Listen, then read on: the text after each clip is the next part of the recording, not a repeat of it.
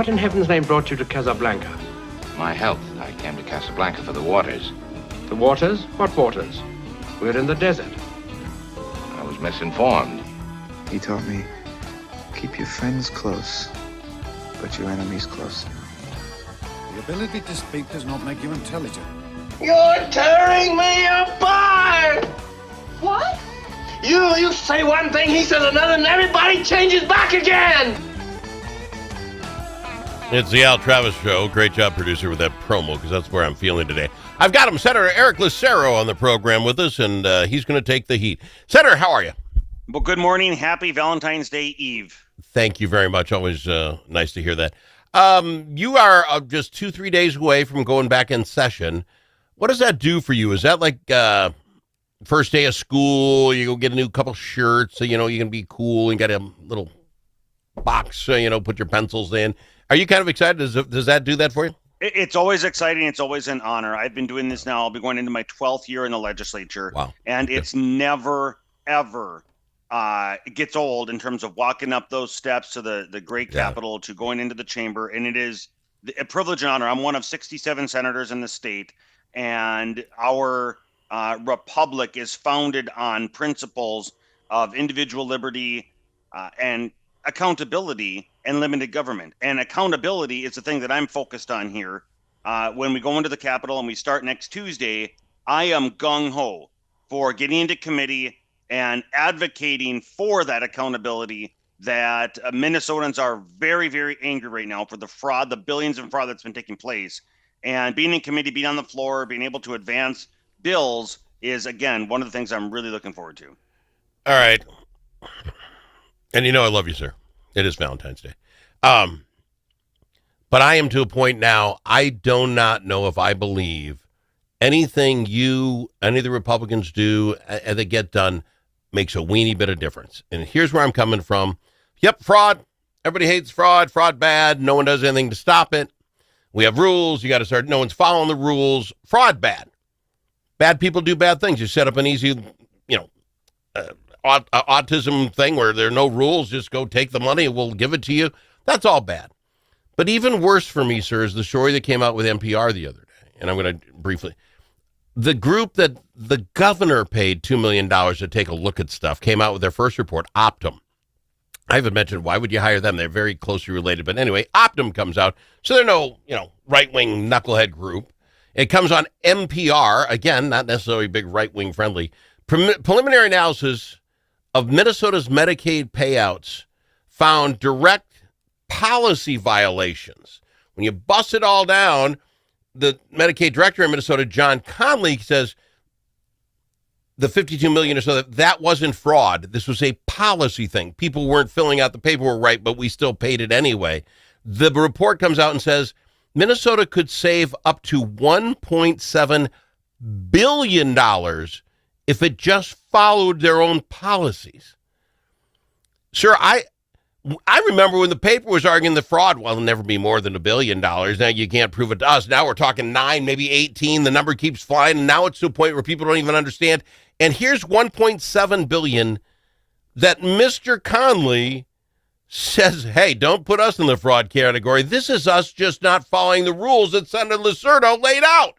No one's doing their job. And I'm supposed to just take $1.7 billion. This is crazyville. What law 100%. can you pass? What law are you going to be able to pass if Conley's like, what do I care? I'm missing something. Yeah, well, a couple things to keep in mind. Okay. First, the executive branch is tasked with the whole purpose under our constitutional separation of powers. The executive branch is tasked with enforcing the law. The executive branch now has been 8 years in Walz, 8 years Governor Dayton. So 16 years of the executive branch being in Democrat control. That means all of the agency commissioners and then all of the bureaucrats that are hired underneath those commissioners are through and through Democrat operatives. Yep. Second, the Attorney General's office, the chief law enforcement officer in the state, the sole purpose is to prosecute and ensure accountability. That has been held by Democrats for over 50 years, over 5 decades. So you can imagine the top and then all of the lawyers in that entire agency are all Democrat appointees. And then you take the media, Star Tribune being just one example, but it's all across the board. The Star Tribune has a former Governor Walz commissioner leading it. And so you have a conflict of interest of the media not wanting to hold their friends accountable, and then the friends in the agencies and government will in turn give them access. And so on all of this equation, the Minnesota hardworking people are not getting the truth. They're deliberately, between the media and the executive branch, obfuscating the truth, and therefore Minnesotans are uninformed, misinformed as a direct result of this collaboration to scratch their own backs, I guess. And I believe you are 100% correct. Your analysis is absolutely correct. But that leads me then, what in the world are you going to do about it? Here, let's just play the game. Senate Lucero, for whatever reason, things went I know you're not running, but you become governor in November. And you have one of your commissioners, John Conley, the director of Medicaid, come out and say, yeah, that $1.7 billion, that's not fraud, that's on us. We just don't follow the rules. How long would that human be there? I'm sorry, if it's me, he doesn't finish the sentence, and I'm typing in, you're fired.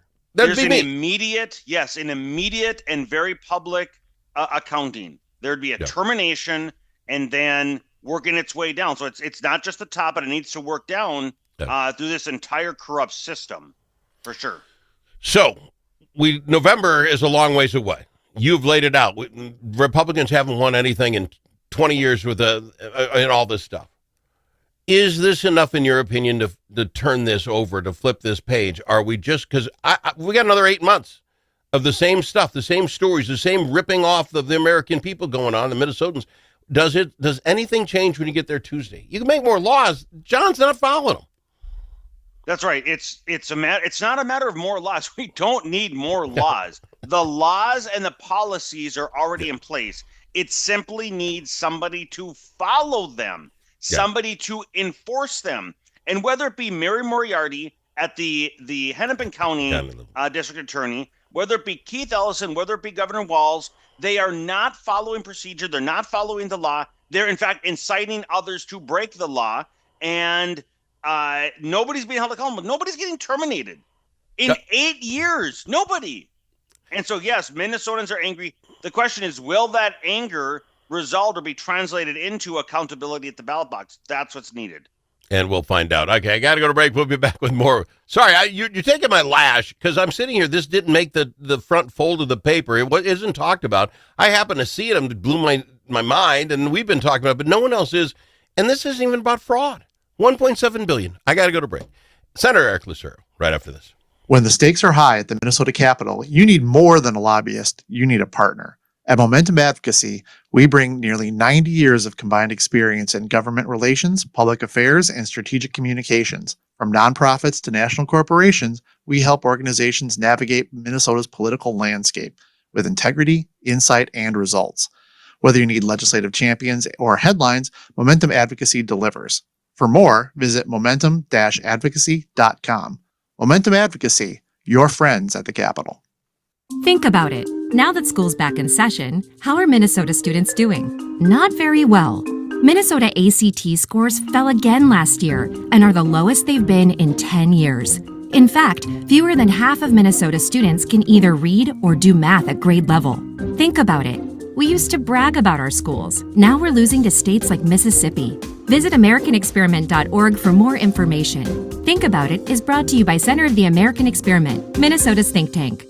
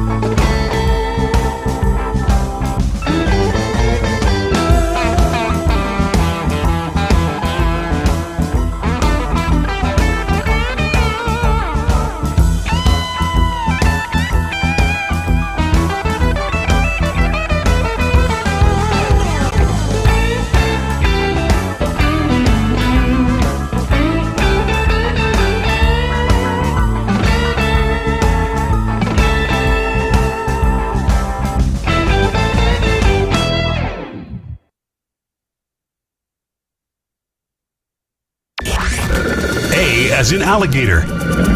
L also in alligator. But it's not alligator.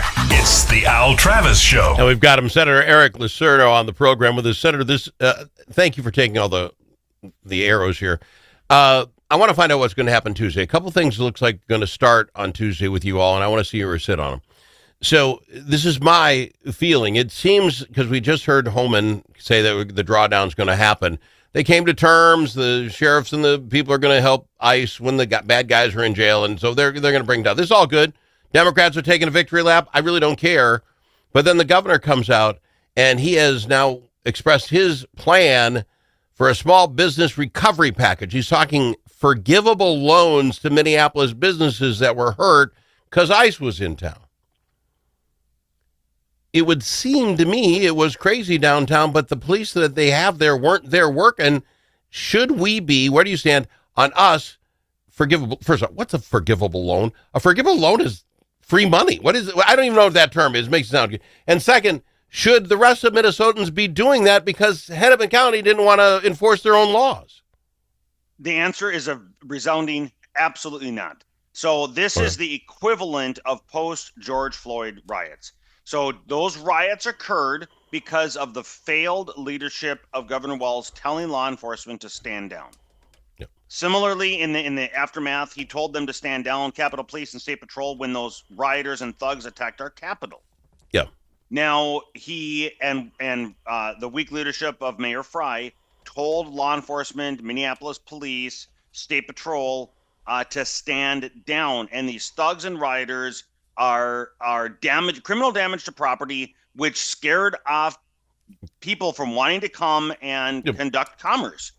And so because they are elevating the illegal above the citizen, the criminal above the law abiding, there are consequences to that. People do not want to businesses do not want to come and book conferences. They do not want to stay in the hotels down there. And there is fallout to their mismanagement and poor leadership. So absolutely not. There should be no bailout, just as there shouldn't have been after George Floyd. There should not be today. Do you feel, because this is what they're going to, this is like Tuesday stuff. This is stuff he wants to get off the board right away. Is there any, you're saying no, obviously. Does the Republican Party stand firm with you, and does this go anywhere? I haven't, obviously there's a lot of people. There's many different senators and representatives. I can't speak for everybody. I would be shocked if people are going to support that. It'll be part of the conversation, but I'll be truly shocked. All right. The other thing that's supposed to be coming up, the judges, the Supreme Court judges, are looking into this omnibus bill package that was passed 2 years ago. Evidently, you're not supposed to do that stuff. One judge said so anyway, and they took out the Minnesota binary trigger law that was in there that was passed. It was part of the omnibus bill. Obviously, we were going to talk after the Hoffman and Hortman shootings a lot about guns. Now you almost have to. This is going to have to be a standalone bill. The Democrats want it, obviously. Will that stand on its own? You put an anonymous bill, I get it. You also want paid parental leave and other stuff. Can this get past the binary trigger thing on its own? No, it can't. No. And that's why they did that, because there are Democrats in rural Minnesota that are very pro Second Amendment areas and districts, and they will not support it as a standalone. So that what you're referring to is our Constitution. The Minnesota Constitution has a single subject clause requirement. Our founding fathers put that in there to ensure accountability, so you can hold me accountable, so that you know that there's one vote on one issue and I am either for it or against it. Now, over time, what's been happening, there's been a wink and a nod of continuing to consolidate these bills. So you might have 4 dozen bills on an array of topics put into one bill and pass as one massive piece of legislation with a single vote. That is the antithesis of transparency, and you can't hold us accountable. I am very happy that finally a judge has struck this down. So it's not just the binary trigger. This is across the board on many topics. And yes, I hope this is the beginning of the end of this practice. Well, this is what to me, because we've been following along with the Upper Midwest Law Center, who actually won that for the gun guys. The judge said, only client in front of me is the gun guys, so that comes out, but said everyone else in that bill should come forward because he thinks it'll all get. But if that were to happen, which, by the way, as far as the math goes, it'll happen after this session. But if the judge does that, what do you guys do? I mean, how do you clean up that mess? You already started paid family leave. It's already happening now. How do you go back and undo it? I mean, do you make a special session to come in and vote on each one in its own right? What is the plan if this goes south on the legislature? That is what would happen if it is indeed struck down. It is no longer law. Those programs, those agencies, that money that's been allocated will immediately have to be ceased flowing. And those subject areas will have to come back as single subject bills and pass on their own merits. Yeah, it's that simple, as the way it should have been. All right, let me ask you this. The only other thing you're gonna do not budgeting, bonding, so stuff will go out. What actually gets done this year with this Senate and legislature representatives so tight, the House? Does anything get passed as far as any real legislation? And I mean that is that everybody's running. Everybody in the state is running for their job. No one's going to want to stick their neck out. And I have been told, maybe I'm wrong, there's a lot that are leaving. Will they make their mark and switch sides? Will somebody step up and say, no, we have to do it this way. We've got to get, is anything going to get done? Yeah, the dynamics are all 134 House members, all 67 senators for the entire 201 legislators. We have 4 constitutional offices, and we have one of our 2 U.S. Senate seats. We have 5 statewide elections this year. So there's a lot up for re-election and a lame duck governor. I think it's going to force compromise. There will not be anything extreme. And so the bonding bill, I hope, will be simply infrastructure focused. And so this legislation will be a lot of talk, and there will be some with very, very radical positions, but that's not going to fly in this very close legislature, in my opinion. See, but that's the good news, bad news, right? So will we be able to do anything about fraud? Will you be able to pass anything? Even the governor will say, yeah, you're right. This Office of Inspector General that got passed by the Senate 60-7 couldn't get a hearing in the House. You would think with what we've heard since then that'd be a no-brainer. But even the governor today is saying, I'll work with him, but I want it my way. Yeah, well, even if it does pass the House, you were right. It passed the Senate, died in the House. It is a matter of, is there one Democrat? Because you need 68 votes. You've only got 67. And that's how it died on a tie vote last year. Yeah. Is there one Democrat that's going to feel the pressure from their district of their constituents wanting to have something done about fraud? I sincerely hope so. But even if it passes the legislature, it still has to be signed into law by Governor Walz. He's lame duck. He might just veto it because he has no shame. This is the same guy that won't fire anybody and won't even follow his own procedures. So I don't have a lot of faith he's even going to sign this into law. You're making me more depressed, not happier. And it's the day before Valentine's Day, Senator. Son of a biscuit. Well, celebrate Valentine's Day with a loved one and go to, nothing says loving like a big, juicy steak. Oh, boy, that's a good idea. Okay, that and watching the Olympics. Come on, let's watch some Olympics and have some fun this weekend. I appreciate you, sir, and I hope you'll be able to keep doing this with us even after session starts. I do appreciate you. I do. Thank you so much. It's always an honor. He's Senator Lucero on the Al Travis Show. At LGH Wealth Management,